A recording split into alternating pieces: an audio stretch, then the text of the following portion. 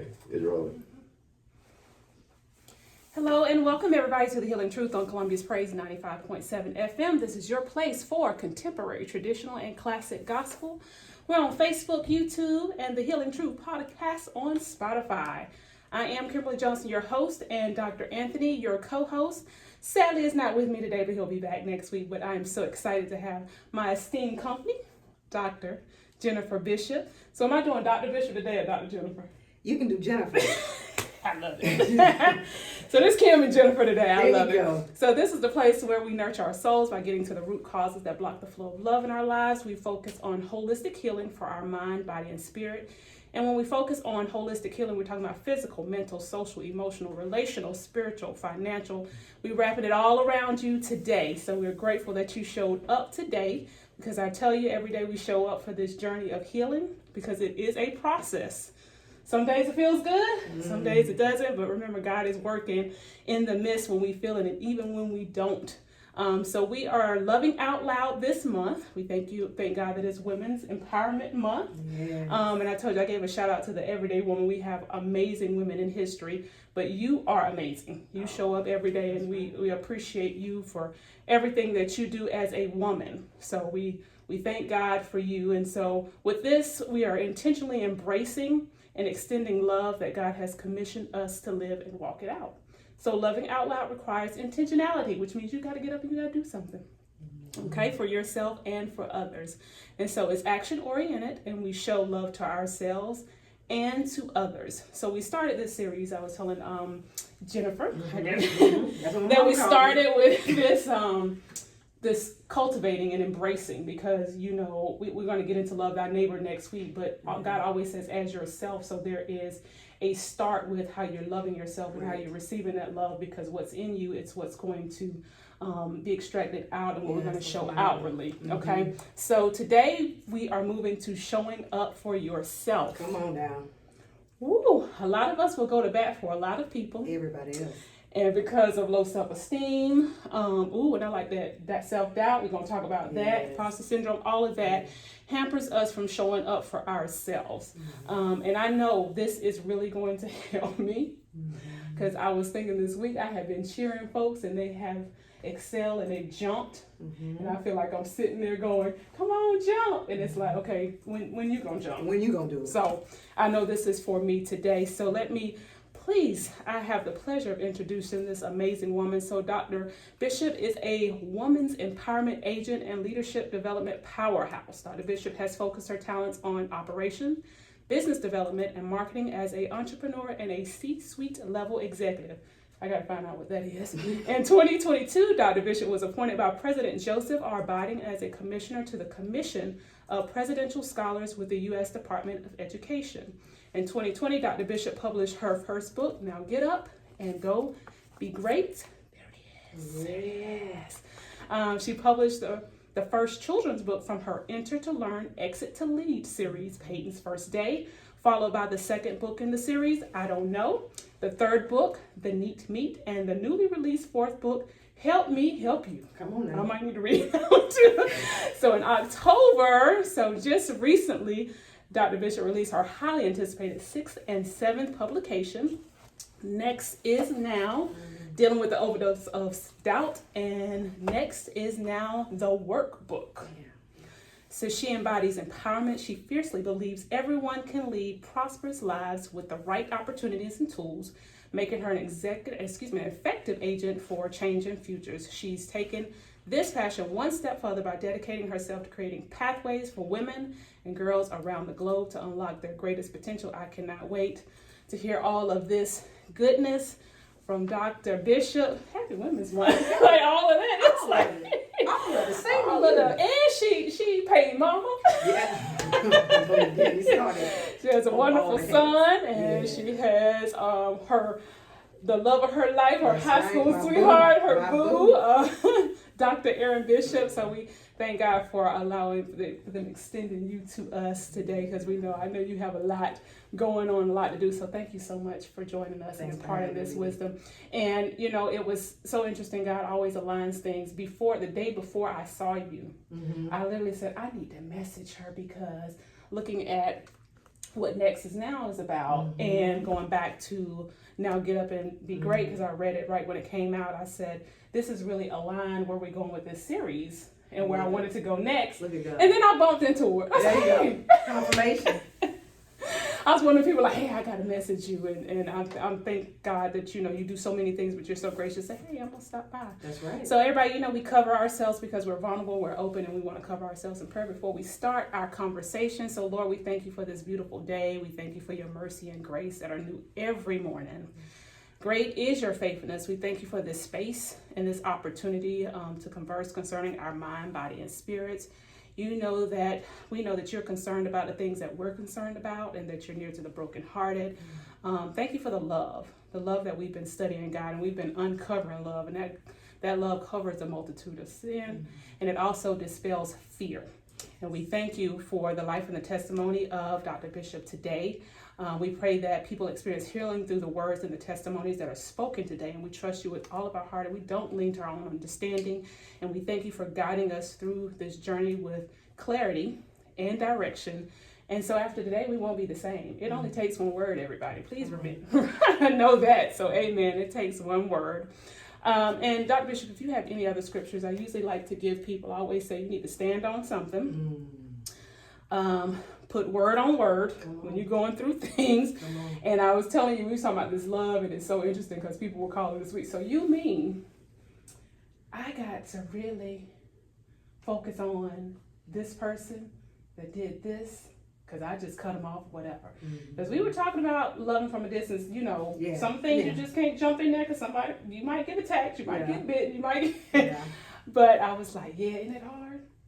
Like, people don't tell you, like, it is hard, but let's talk about it. You can't do it in your own strength. So Philippians 4:13 says, I can do all things through Christ who strengthens me. So this verse encourages self-empowerment and resilience, but it also knows that it's not in your might. It's in God's might. So, when you're trying to love just from you, you will be drained. Trust me. Just me. I don't have enough.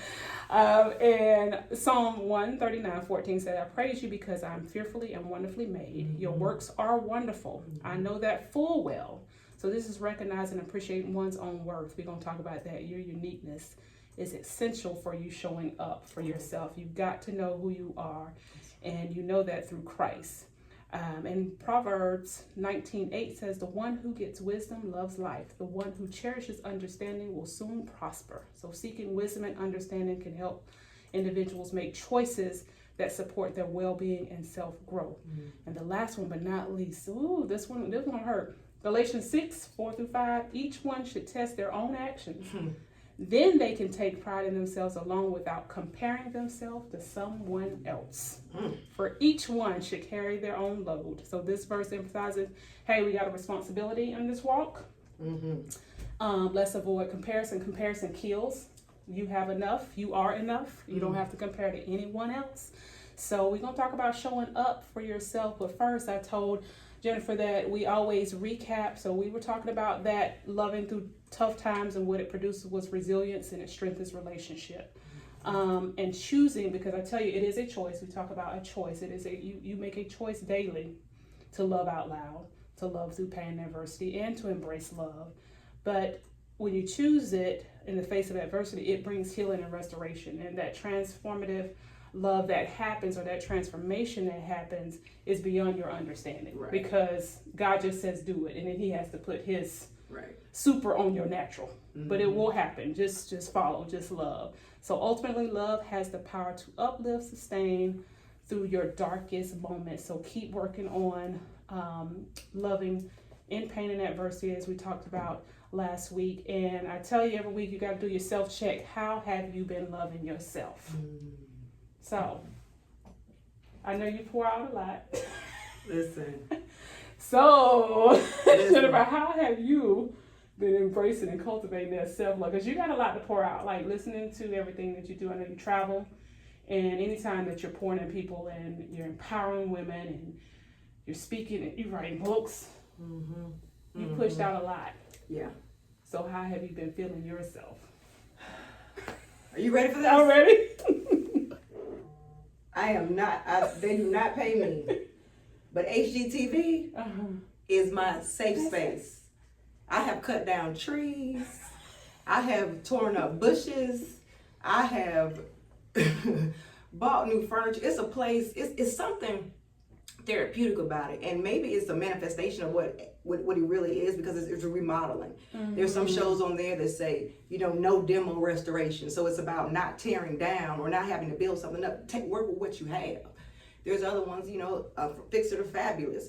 It all kind of, now the more I think about it, it's more of how you can look at yourself in some of these, and how you can look at your life, and you can take the perspective of everything is not maybe as it should be, but these are some of the tools you can use to make it what you want it to be for this season. And you have everything you need. You have everything you need, and you have the resources. If you don't have it in-house, then you have the resources around the house. But you have to make sure, right, that you are in the house looking at what needs to happen. So often we spend so much time out the house. You were just saying that I've spent more time cultivating other people and not more so cultivating myself. And I remember once, Kim, I went to the doctor, and I was checking in, and the receptionist said, "Okay, what's your birthday?" And I said 2/6. Oh, okay, that's not mine. Then I said, "Okay, 2/13. Oh, good. Oh, that's not mine. That's Peyton's. That's Bishop. I'm giving you everybody but mine at my own appointment." And that was an indicator for me to say, you know what, slow down. You have to dial back so that you can ramp up. Because as women, we will take on so many hats, and not one of them has our name on it.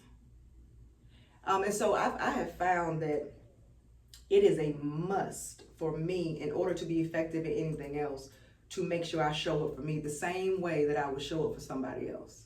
And when I show up for somebody else, I'm coming all blazing. I'm coming all the way. And so I have committed that I'm going to do the same for me unashamedly.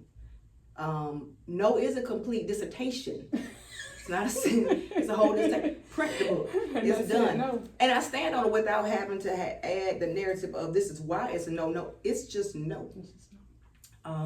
And not feeling bad or sad about it. I say no to something else so I can say yes to me. Because me is who I have to show up for every day. Me is who other people are able to utilize so that they can be blessed in certain areas, or I can help in certain facets. So all of that came from me watching HGTV.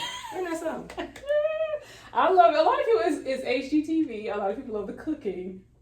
Yeah, no. I've done sometimes cooking is therapeutic when it's not pressure.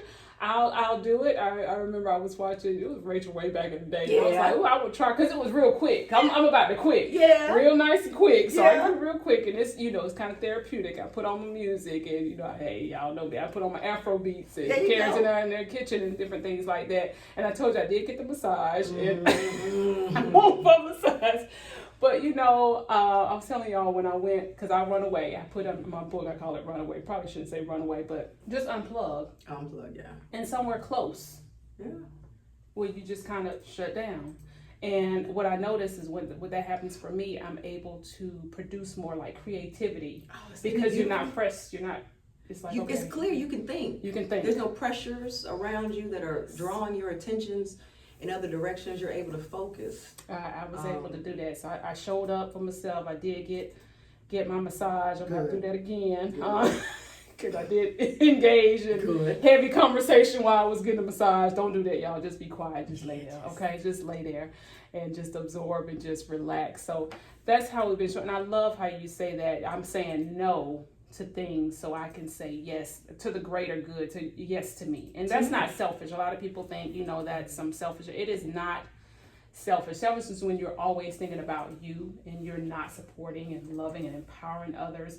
But then on the other end, when you're empowering and you're doing everything to everyone else. And I remember Tasha Cobbs was given a testimony of how she had gotten off the stage and she was in the house in the dark, depressed. And it just been on a stage. Yeah. Telling people this is who you could be and praise or whatever, and went and it was in depression for a while. Yeah. It's we have to be so careful of the line that we're walking, because we can we show up for everybody else, but when it comes to us, we don't give the same effort. And I am a believer that is not the way God has intended it to be. And I think that I became a better mother. Oh yeah. I became a better wife. I became better at every other title when I became the best at being Jennifer. Yeah. And I'm just a believer in that. I want every woman to understand that, and I want every man, I want every person to understand. I want my son as he's growing up to understand balance, because that's what we're talking about. Spend time with God. Allow him. You can't hear him in all of the dysfunction of the noise and the chaos that is trying to battle for your attention. He's not going to battle for your attention. Yeah. Mm-mm. Peace, be still. Get in a calm place so you can hear him, because he's talking the entire time. Yeah. We always say we're on so many different frequencies. Yeah. That God is constantly talking, he's constantly directing, he's constantly guiding, but because we go on so many different frequencies with the noises in our lives, we can't hear that voice a lot of times until we are still. And another thing I was cultivating is I have never been in the tub this much. Now watch now. I got you. Just being still in the tub. And My child has started honoring it. Yeah. Because you know how they are with you in the tub, the little ones. You okay? Knocking on the what door. You doing? Mine is mom, bruh. Oh, it's the bruh. That's the The bruh. girls It's the calling the bruh. mom, bruh. I don't understand. But just teaching that also, and I'm explicit like, okay, yep, I'm going to, because I when you first come in, you have to transition from your day a lot of times. Mm-hmm. And one of the things I said this week to Carrington, I said, yep, we're gonna have the full conversation because I'm gonna be present once Mama just decompress. That's what I tell her. I said decompress, because if not, I'm still wired. I'm still running, and so it feels like more stuff is just hitting that frontal lobe and it's just packing on instead of just releasing it, decompressing, so I can be fully present when we had that conversation. When Bishop and I first got married, I remember he came home. He was already at home from work, and I came in shortly thereafter. And I came in and I was like, we got to, and he said, Jen, I just need 15. Just give me 15 minutes so I can recalibrate. And it was so interesting to me as I eventually understood what he meant by it, that he even knew then that you have to have that time just to say, oh, just hold on just a second, let me settle. And if you don't do that, we wonder why we have anxiety. We wonder why we face depression, as you talked about with Tasha Cobb. We wonder why we don't sleep well. We wonder why our health is deteriorating. And we wonder why, we don't hear God as clearly as we anticipate that we should when we do certain things. Like we're living and we're doing things that we think God would have us to do, but we don't hear him as clearly as we think that it should be heard. All of those things play into the factors of, being able to be closer to him so he can in turn be closer to you, because he hasn't moved. He hasn't moved. But we have allowed some things to move in the way. And so when you take that time to self-love, when you take that time to divest yourself of things that aren't, serving you well, the rewards change. Yeah. The rewards change. And you will hit a brick wall. Always put it in like, if you're carrying something, you're carrying this person, you're carrying these emotions, you're carrying this job, and you're trying to walk and try to move forward, and everything is just weighing you down. And one of the things I said on my walk, as we talk about our journey, is surrender and rest.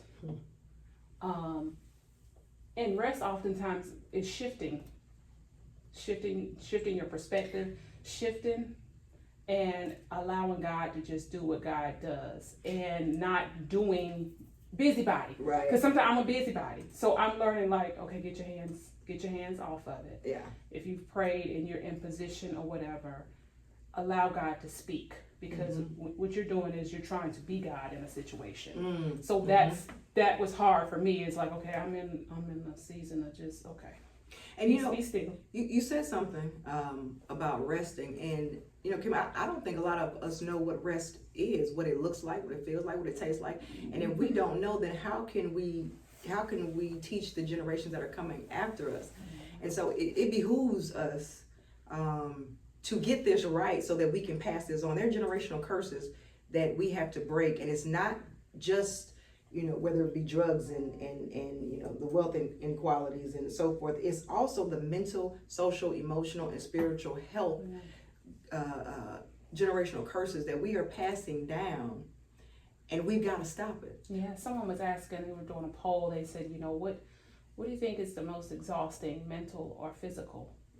And the first thing I said was mental.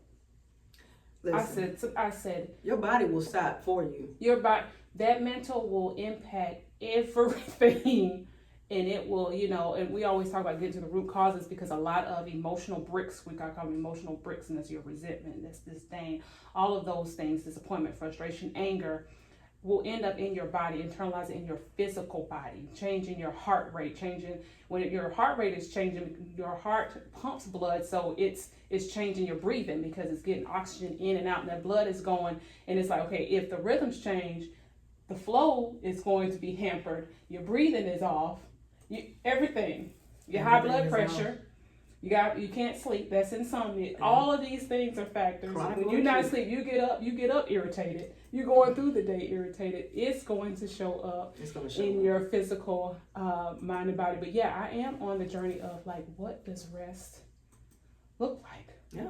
What does that mean? And add this caveat to it. What does rest look like in this season? Because who you are today is not who you were yesterday, and it won't be who you are in a couple of days, couple of weeks, and so forth. And so we have to be able to know that change is constant and change will take place. We are always changing. Our life circumstance changes us. Who we meet, what we learn, it changes the trajectory of where we're going. And so I like that. You can't stay in the same place or use the same tools you used then to handle who you are right now, because you're not the same. Different. So what rest looked like then, rest for me then, it wasn't watching HGTV. That wasn't rest. But now it is. Mm-hmm. And so I embrace it, but I also recognize that, you know, I allow myself the latitude to grow, and allowing yourself the latitude to be able to engage your next. We stop, don't be stagnant in today, and not prepared for what's coming, because it is coming. There's no stopping it. Two things are undefeated: the internet and time. The internet is undefeated. And so time is ticking away, and life circumstances will change how you look at things, because it's going to change what you encounter. Mm-hmm. And we have to be prepared for those changes. So I have this I always talk about the why. I got in trouble as a why flower. And why? But when I got to, and this is a book next is now I'm reading out like why I wrote this book, because I always want to talk.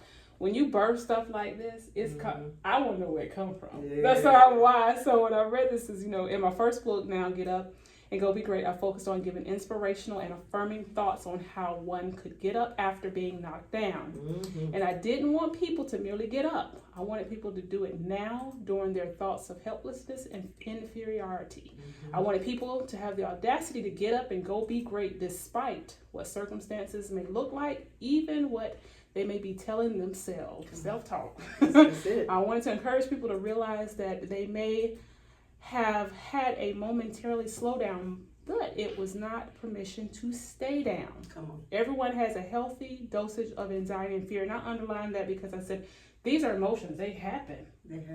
But when they are hoarded and they locked in and they start festering, they start growing, the problem occurs when a person overdoses on it. We're human. We all have fear. Yeah. We all have doubts. We all have that part. The problem comes not because you necessarily have it, it's because you overdose on it. Small dosages of fear will allow you to see things in a perspective where you will say, you know what, if she can do it, I can do it, and I can get better. It keeps you out of complacency. Mm-hmm. overdosing will keep you cemented. And so be careful on how you handle and deal with doubt, because either it will cement you or it will allow you to come out of complacency so that you can continue towards something greater. And we were talking about that. It's perspective. It's how you look at it. Because we were talking about pain. I said either pain can push you, or pain can have you, like you said, cement is stuck and overwhelmed and things. So when you started, this was your first one. Now get up and go. My first one. Mm-hmm. Go your first one, Mm-hmm. and this is a continuation. So all of us on this healing journey. What produced this in your life? What journey was you on? He's like, okay. Because I'm gonna tell you, I done highlighted some stuff. Listen, and I went back. That Now Get Up and Go Be Great is a. I was on my sofa in my office. This is during the pandemic, Okay. and as a business owner, everybody was already, it was a lot, as everybody can remember. But as a business owner with people's lives depending on your decisions and so forth, and you trying to, just not only hear from God, but also, just dealing with what is this? What am I supposed to do? And so I was literally laying on my sofa and having a pity party. And after I finished, it was almost like it was a silencing of it. And I heard the Holy Spirit clearly say, now get up and go be great. And it was to me saying, I heard everything that you said. I acknowledge it. But now that we understand that, get up and go be great. And I was not only able to produce that book, people stayed employed. I gave people rate. It was amazing what I was able to accomplish because I allowed myself that space I felt the pity, I felt the fear, the anxiety, but I also heard God. And then I listened. And I had the audacity to trust him and believe that I can do what you're telling me to do. And so during what started that as well was, because Now Get Up and Go Be Great is a compilation of just different quotes and things that I was feeling along the way. And I would post them on social media daily. And after every quote I would put up, now get up and go be great. And so they are really quotes that I would not only tell other people, but quotes I was saying to myself from different perspectives of how I was feeling or whom I was talking to get them going. But now, people ask me, why does it say now get up and go be great instead of just get up and go be great? Because that now part is an acknowledgement that I heard God. I heard everything and I saw everything that you went through. So I'm not going to ignore that part. Now, with all of that baggage, all of that stuff, you can still get up and go be great with that attachment, with that history. Don't let that history stop your chemistry from going forward. You can do this even though you have a now. Now, go. See, I didn't know that, so it gives like greater. Yeah, you know what I'm saying? I was so adamant on the now. People try to get me to cut the now. Now, because you knew the I know purpose behind it. That now, and so that led to next is now, because your next, if we're cemented instead of a healthy dose of coming out of complacency, you won't get to your next, but your next is right now. Because remember, I said two things are undefeated: the internet and time. And if we're wasting time, your next is gonna walk right past you. And next is right now, waiting in front of you to get it together. And we don't get it together because we will talk ourselves out of it due to self-doubt, anxiety, fear, imposter syndrome, and a myriad of other things that stop us from doing what God has put in us to get out. Yeah, and we talked, I did the Power of Your Words like a year ago, but when God says, I've given you the authority to frame and shape with your mouth, and the power of life and death is in your tongue, that is true. Very much so. Like, what are you saying? Very much so. What are you saying? And I like, and it's very powerful because a lot of people, one of the quotes that I put up for our daily affirmation is, don't let your past define you. And so when you said that now, a lot of people said, but I did this, or but I was here, but this happened. And that keeps you cemented. We can't do nothing that's gone. Now, like you said, like right now. Right Okay, now. we done. We've cried. You good? We poured You out. We finished? good. What did it say? Are we done? done? What did Birdman say? Are you finished or you done? You Are you done? finished? You done? Okay. Yeah. Now. Now, get up. So, is there a favorite one? Because let me tell you, I highlighted. I have one, and I like it because it's in. I don't know what you would call it, but categories like confidence, encouragement, and so. And behind these, you give a synopsis, and then you go into particular quotes. And one that I had highlighted says, "If you are irritated by every rub, how will you ever get polished?" How? If you know you perfect, you good. everything rubs you the wrong way. How will you ever find perfection? And then you know what you have to look at as well. If you're so irritated, then you need to watch who touching you. Because the right person can help you get to the next level. If the wrong person is touching, then there might be an aversion to something demonic coming towards you. But everybody, so you have to watch your circle. You have to watch who if you're the around. common denominator always getting upset, then something's going on internal. Something's internal. And that's a part of, we were talking about that with embracing love, that constructive criticism, that love that people are giving you to help you get to that next. Yeah. You got to be open to accept that also. Because I was like, I think, God, I was like, I want to surround myself with people who are just way, like, no, I need you to know way more than me. I need you to be like, no, Kim. You need to come up, you need to do this, you need to adjust this.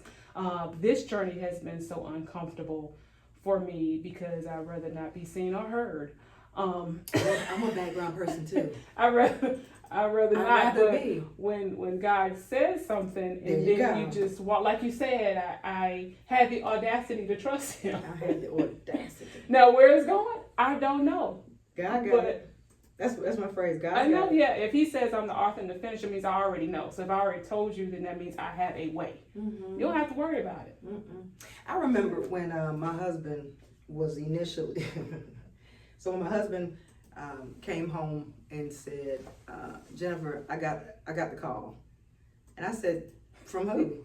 And he said, "From God, fool, to pastor. I'm going to accept the call to pastor." And I said, "Well, best wishes." Because that's not, God didn't call me. You sound like Michelle Obama talking. It is so real. It is so real. Oh, that's not. And I said, that's not, the God didn't call me. God didn't. And I was literally ready to divorce that man. I'm serious. I was literally ready, and I had good friends who talked to me and said, one of them said, "Jennifer, the man said he wanted to follow God, he wanted to be a kingpin." I said, "Well, kingpins make more money for at least a little period of time." I mean, I don't understand. I didn't understand when my friends weren't understanding me. Hey, that's the other truth. Hey, I'm so serious. And then there was a time I was with them while we did the process, but I still wasn't there. And the reason I'm comfortable sharing this testimony or this experience is because we have to be transparent in order to help other people, because there are so many people who hide behind others and are and are uncomfortable, and they're wondering why they're suffering in silence. So eventually, it was like God had a conversation with me. I heard my husband preach a sermon, and I still wasn't all the way. I wasn't in, but I was going, but I wasn't in. And I heard him preach a sermon that I cannot remember what it is, but I heard him, and it hit my spirit. I said, "I'm in. I'm riding with you." And Holy Spirit said to me, "Jennifer, I've known where Aaron has been the whole time. Your conversation has been worried about him. I've been coming for you. And so I need you to be who I created you to be." And I said, "I'm bougie, I'm hood, I got a lot going on." How you going? And he said, "I know, I made you just like that for seasons and reasons that I'm going to take you to. So be comfortable in your skin because I made you this way. And be prepared for who I'm sending to you." And after that, I was comfortable and confident in who I could be because that's who I am. Yeah. And I felt less resistance, not from other people, but from me. I was wondering why I just felt combative. It was too much. And I realized the fight was internal. It wasn't people coming at me. It was me fighting inside for something that I didn't understand how to handle yet. And so from being in a place where I didn't want to be a first lady, that's a whole nother story. But I didn't want to be a first lady, to just being recently installed as a pastor of a church. Yes, co-pastor. The person who said I ain't gonna do it. From the person who said that I'm not doing I'm not this. even gonna do it. Yeah. And so I think that we have to own our own. It's not about somebody else. It's about God coming for you, talking to you, cultivating you, despite and in spite all of the baggage that you think you have. It's usable. But you think about it. You think about who God used. Look at who he used. And he knows you. And that's why I said his love covers, it protects. So, and that sin is covered is that missing the mark. He knows you're not perfect, but he knows you have this that somebody else needs. So he's going to use, God is not, we put God in a box of saying, I need to be this in order for God to use me. Mm-hmm. I need to be, have this or come from this pedigree or do this. It does not matter. If you are here, you are breathing. I tell people you made it through. And that's going to be our next series, I Survived. You are here, you are breathing. There's purpose for who you are. You don't have to be anybody else. Listen, I told folks I've run like Jonah. I have questioned like Job, and he still uses me. And I've grown from it all. And so now I can sit in a seat and say, God is able to do exceedingly abundantly above all that we can think or ask. And then Esther 4:14, who knows that you have been called for the kingdom for such a time as this. And I can stand 10 toes down, resolute, steadfast, and say, I've been called. Mm-hmm. I've accepted the call, and I know the things that may come with it. Yeah. And that's amazing when you accepted it. The fight. Yeah. What happened with the fight? We literally are arms are too short to box with God. Literally. And so that fight went away. You have this anger, it's this anger, it's this thing inside of you, and you're wondering, why do I have so much resentment and all these emotions? And when you just give it to God, and see, this is something else I've talked to people about as well. We have to find that safe space. A lot of us may not have been brought up to understand truly what a safe space is. But when we cultivate it in the seasons that we're in, and you can truly say, God, I'm giving this to you and I'm walking off. Because Jennifer's hands can't handle it. So you got it, God. You said you got it. There you go. Yeah. And I thank God for that. I thank God for the safe space, because that's one of the things that, I wanted this to be. And I always say the vulnerability and the transparency is like, I had a lot of pride in that area. So to be able to do this is huge. But it's like,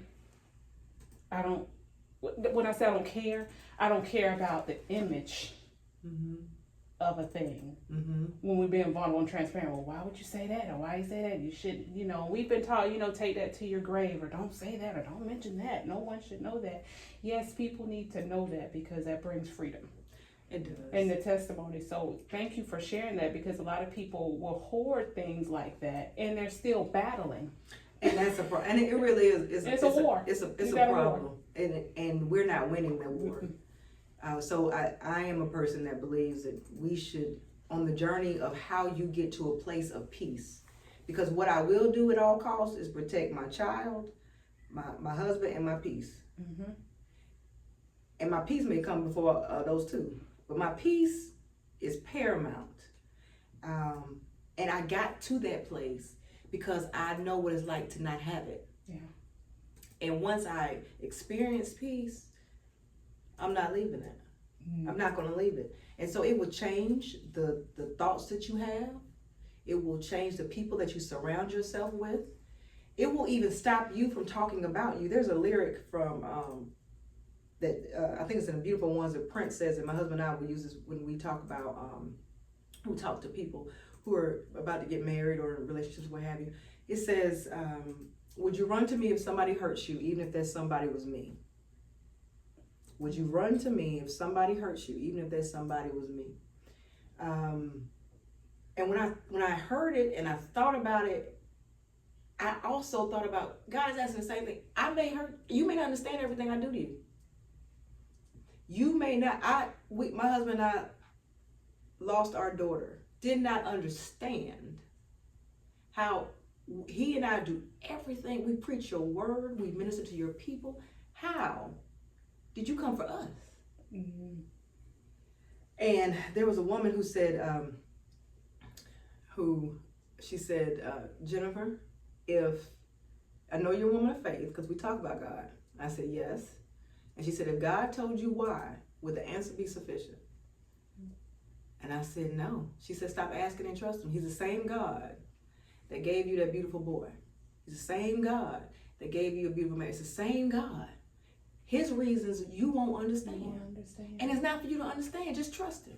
But one of the things he says is one of my favorite scriptures: all things work. All things work for the good of glory. Yes. Yeah, all things work. Yeah. We don't understand. We won't even comprehend it. Like I said, even if you had an answer, you don't even have the capacity to understand it. And I think the more that we are honest about that, the more the people will understand what anxiety feels like. Because if you have an expectation that life is supposed to be perfect all the time, and it's not, that will breed emotions like anxiety, imposter syndrome, which means that despite all of the accolades and all of the things that you have done, I mean the proven, evidential things that you have done, you still believe that you are not capable and able and worthy, more importantly, of being and receiving everything that you can go for.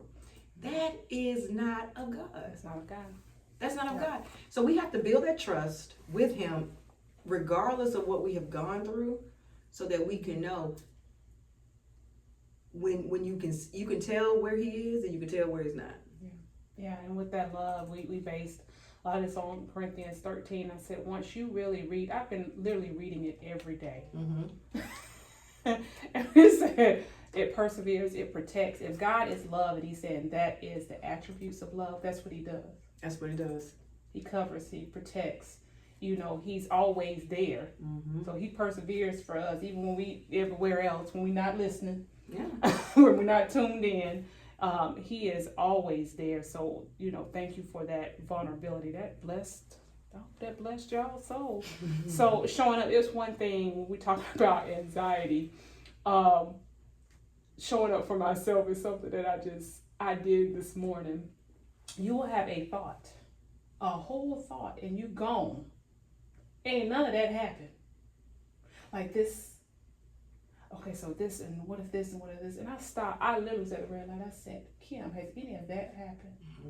Why are you taking your body through this emotional and mental and even physical roller coaster? Yeah. Ain't none of this happened. Mm-hmm. Mm-hmm. And God gives you strength for today and hope for tomorrow. The strength for today is for you to remain present in what is going on. Mm-hmm. And that's literally how I had to show up for myself, because I was like, no, that's not happening. Mm-hmm. And take captive of that thought, because we were talking about all the thoughts that are coming. You're thinking a million thoughts at one time. Mm-hmm. What are you doing? Mm-hmm. So I am an affirmation girl, so this is why it was just so great for me, because I do daily affirmations and things, but this probably was the most powerful one. This was under the encouragement one. And it says, you do realize that you can lose your mind waiting on them to make up theirs. You do realize that, right? Seriously. And I love the way it's said, because it's like somebody looking at you like, okay, you do know this. You will lose yourself waiting on somebody to try to see your value. Well, first, they may be seeing whether or not you see your value. Right. And so, again, I don't believe that it's selfish to focus on yourself. I think that we have to put ourselves in the equation. Yeah. Because we're worthy to be in the equation. You do a reflection. Mm-hmm. Well, how people are treating you is really a direct reflection on how you see yourself. Mm-hmm. Have you ever showed up for somebody the way that you would you show up, like just like you said, you show up for somebody how you would want somebody to show up for you, and then you show up and then it's not reciprocated to the same level, and then you may feel, well, why would you may never say it, but you internalize it. You feel it. All of that is a part of the learning process. It's not to say that you have to change what you do. It may be that you change who you do it for. Right. But I think that's all of the parts of when we feel those emotions that we analyze it, we look at it, we take the time to not put ourselves on the back burner and say, oh, well, that doesn't mean anything. No, it means a lot because it's going to change potentially the trajectory of how you live your life and how you engage other people. And most importantly for me in the season I'm in, how I train my child as to what the man that he's going to be, and then the children that he would raise, and also being able to be the man for that's legacy, who he's going to encounter. So I just believe that we have it's a part of what we're supposed to do for our generations. There's some curses that we have to break, and I think that getting control of our mental health and understanding how powerful and purposed we are individually will help us in helping other people. So I was thinking about like practical ways of equipping ourselves to show up, and one of the things like self-doubt is dispelling doubt, and a lot of internal work has to go on. Yeah. For you to show up for yourself. Mm-hmm. Who do you say that you are? That part. Today, well, see, this is the other part. Who do you say you are today? Because again, I'm not Jennifer who was 4 years old. Right. I'm not the same one when I was 24 years old. So who am I today, and not focusing on who she was, but who does she want to become? Because that's the road we have to go in. Mm-hmm. And to me, again, that's where some doubt and anxiety comes from, because at times we have an adverse reaction towards what the future could look like. Because even in the scenarios that you were just saying, what if it goes wrong, baby? What if it goes right? Mm-hmm. What if you fly? What if you don't fall? Preparing for success. Being ready to handle we prepare for demise a whole lot. We have, but how often do we prepare for success? How often do we have those type of conversations where we're speaking life and not death? We have to control how we speak to ourselves, because as you said earlier, life and death is in power. The power of life and death is in the tongue. We will speak what we are seeking, and so if we are continuously speaking negative to other people, then imagine what we're speaking to ourselves. Right. So the first thing is thinking about, to our listeners, what are you saying to yourself? Yeah.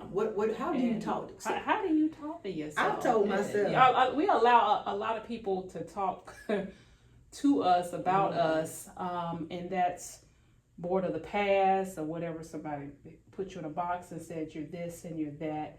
It's like, who do you say, when Jesus, who we talking, he said, who do you say that I am? Like, he said, like, who are you? If God said, I made you in my image and my likeness, that means what I have, you have. What I can possess, you can possess.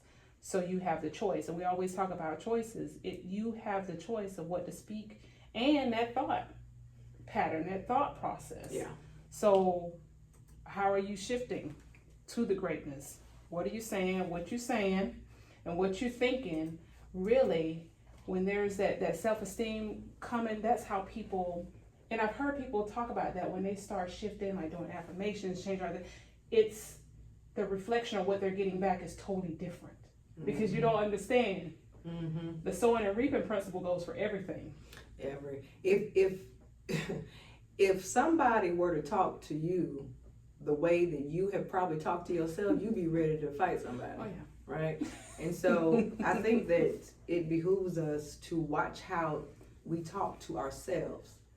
We're quick to try to protect ourselves from being offended by other people, but what about when you're the offender, and you have done the offense to the person? I think that being able to have those courageous conversations with yourselves to understand that you're a joint heir of Christ. Right. And when you know that you're a joint heir of Christ, the things that you are tolerating should be intolerable. Yeah.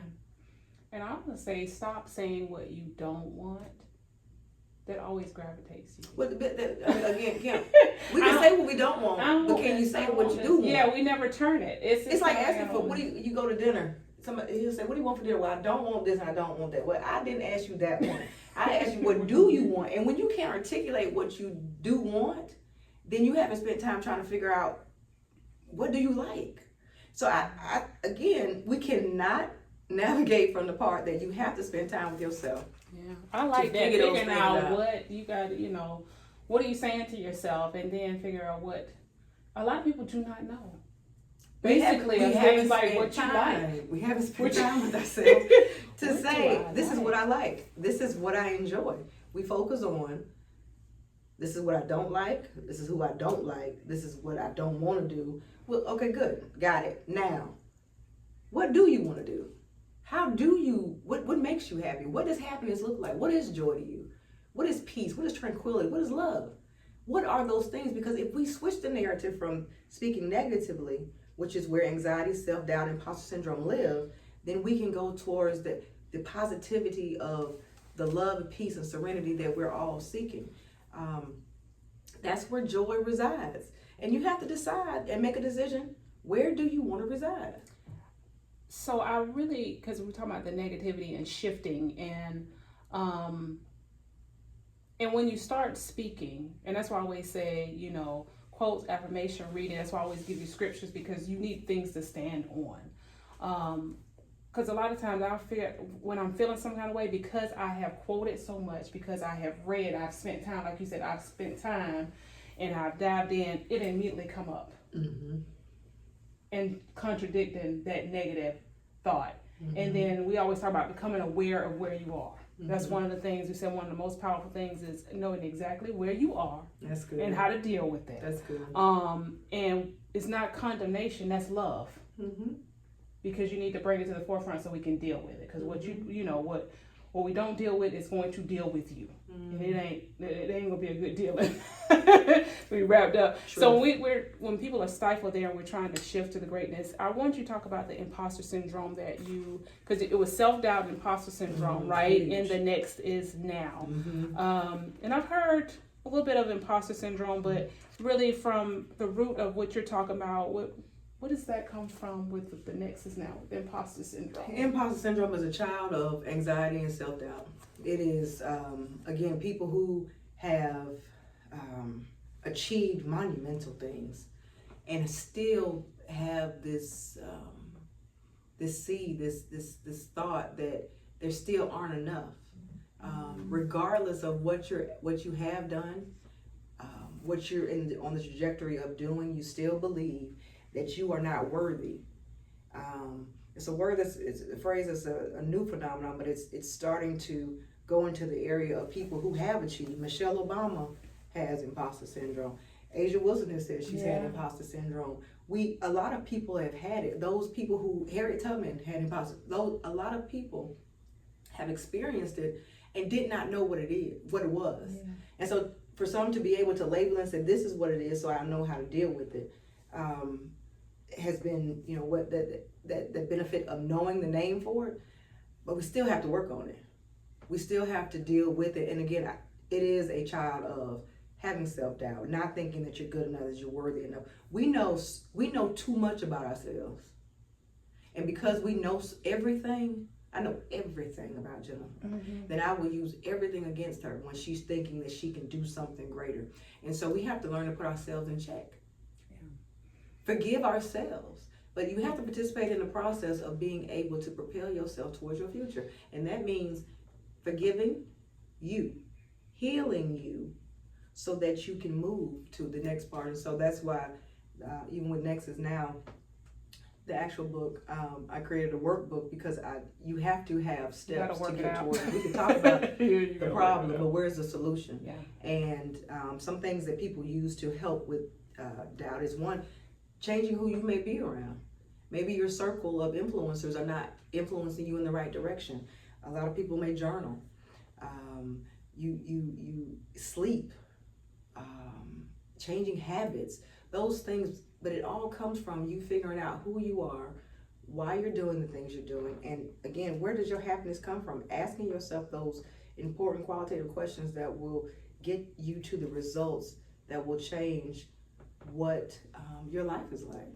Man, they had me, because one of the things I said, it was about 2 weeks ago, Lord, don't look at me crazy, but I said, I don't even want to do this no more.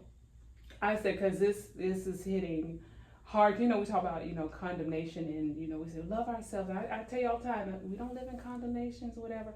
But when you start that judging and that self-doubt and all of that, it's like you're beating yourself down internally. And I'm just like, okay, I'm speaking of this, and I am working through this. This is a journey, and it's a process for me. I can't, and that's one thing I said, I cannot right now. It's so much, and I'm working through it. And then I said, okay, well, you're living through it, so you can be the testimony for it. And that's why I always tell people, I said, I am the healing truth. And what it means is I'm in the process and the journey of healing. I do have to do self-talks. There is self-doubt. You can get off a stage and win an award, and you still can have that little girl with those attachment issues, certain anxious attachments and different things like that will show up. Yeah. Will show up in the midst of triumph and accolades and all these kind of things. Yeah. And the only thing that push through is understanding who God in the season. God has called you for such a time as this to do what you're supposed to do. You were saved to serve. There's a reason that you're here. You're still here, and you're still accomplishing things that you probably didn't see. This is one thing. This is how I'll close. I got 13 closings. Go ahead. Go ahead. You practicing for that co-pastor. There's a picture. I've shared with some women. Find a picture of yourself as a child, and a picture where you look happy and you're glowing, and look at in your eyes of you as a child. You see the future is wide open. Yeah. And I found my picture, and I framed it. And I have her in my office, and I look at her, even when I feel like I'm tired, I don't want to do this anymore. I look at her with that look that she has of, I can't wait to grow up. I can't wait to be great. I just know I'm going to do this thing. And I look at her and I say, I'm not going to let you down. I let her motivate me because she's still there. That joy, that not understanding, asking why. Yeah. And meaning it like, just free. Just free. That's freedom. Just happy. That's the word. That freedom. She deserves to live. She deserves to have the expectation that she was awaiting. And so I frame that picture, and I look at her, and I tell her every day. I wake up and look at her and say, I'm gonna make you proud, baby. Oh, that was an awesome takeaway. Hey, we're gonna make her proud. We're gonna make her proud. Thank you so much, Dr. Bishop, co-pastor. You all join the Healing Truth. I pray that you are blessed. Show up for yourself. Love yourself. Speak positivity. We're going to shift out that negative. This is a season God has called you for a time as this to prosper and be in good health. That's what the Healing Truth is. We got to the root cause, that self-doubt, that imposter syndrome. Thank you for the takeaways. Thank you for the impartation. Thank you for the vulnerability and transparency. You're so welcome. Thanks for having me. Y'all remember, healing is a process, and we embrace this process by loving ourselves and yielding to God's will for our lives. He's got you covered. Just yield. Stay in peace. And we're going to see you next week. We're going to talk about, what does it mean to love thy neighbor? We're talking about that next week. We have two amazing guests coming. You don't want to miss it. Beloved, I pray that you prosper and be in good health, even as thy soul prosper. And that is the Healing Truth. God bless you. We love you. We pray that God expands your ministry, takes you far beyond what you even thought. And because today you imparted towards so many people. Thank you. I can't wait to and see what's you next. Please, I'm praying for this platform. I'm praying for you too. Y'all have a blessed one. We love you. And you're on 95.7 Columbia's Praise. Be blessed. Have a blessed week.